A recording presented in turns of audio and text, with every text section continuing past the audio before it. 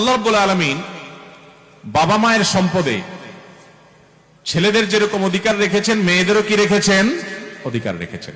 এই অধিকারটা শুধু জমি জমাতে না, সকল সম্পদে, এমনকি বাবার ঘর, বাবার আপনার আসবাবপত্র, ব্যবসা বাণিজ্য, কল কারখানা, দোকানপাট, ব্যাংক ব্যালেন্স যা আছে, এই সব কিছুর মূল্য নির্ধারণ করে সেখান থেকে আনুপাতিক হারে মেয়েদেরকে দিতে হবে।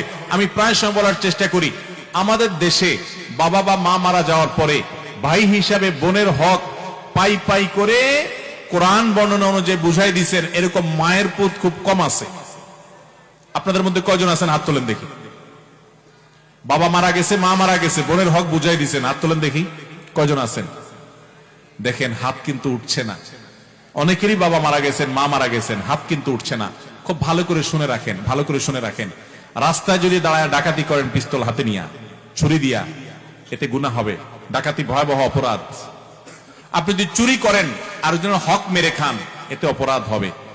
অন্যের হক মেরে খেলে যে অপরাধ হয়, ভালো করে শুনে রাখেন।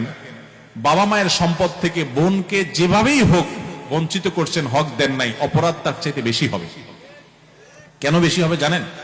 কারণ এখানে আত্মীয়, রক্ত সম্পর্কীয় আত্মীয়ের সাথে যেখানে সুসম্পর্ক বজায় রাখা দরকার, সেখানে উল্টা তাকে আরো অধিকার থেকে নষ্ট করেছেন, বঞ্চিত করেছেন, তার অধিকারকে খর্ব করেছেন।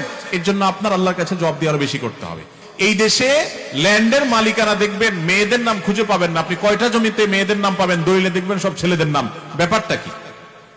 ব্যাপার হলো ভাইরা বোনদের হক মেরে খাওয়ার জন্য জাল হাদিস বানাইছে। বলে যে বাবার বাড়ির সম্পত্তি মেয়েরা নিলে তাদের এটা সয় না। শুনছেন আপনারা জাল হাদিস? বাবার বাড়ির সম্পদ খেয়ে ছেলে বড়লোক হয়ে যেতে পারবে, কিন্তু বোনকে দিবে না। এই 2 নম্বরে আমরা অনেকে করি কি করি না?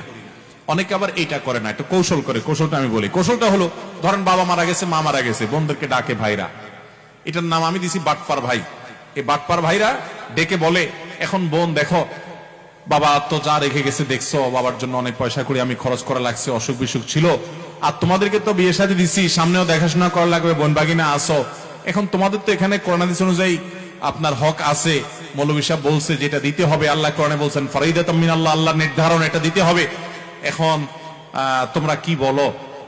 এমন ভাবে উপস্থাপন করে, বোনরা চিন্তা করে বাবার বাড়ি বিটায় উঠে দাঁড়াইতে হবে, এসে পা রাখতে হবে, এখানে একটু বেড়াইতে আসতে হবে, এখানে নারী পোতা আছে, বাবা মার স্মৃতি আছে, আসতেই হবে। যদি ভাগে নিয়ে যাই, ভাই ভাবি তো আর তাকায়ও কথা বলবে না, তো দরকার হলেও বলে থাক ভাই, দেওয়া লাগবে না, আমরা খুশি। এই 2 নম্বরই করা হয় কি হয় না?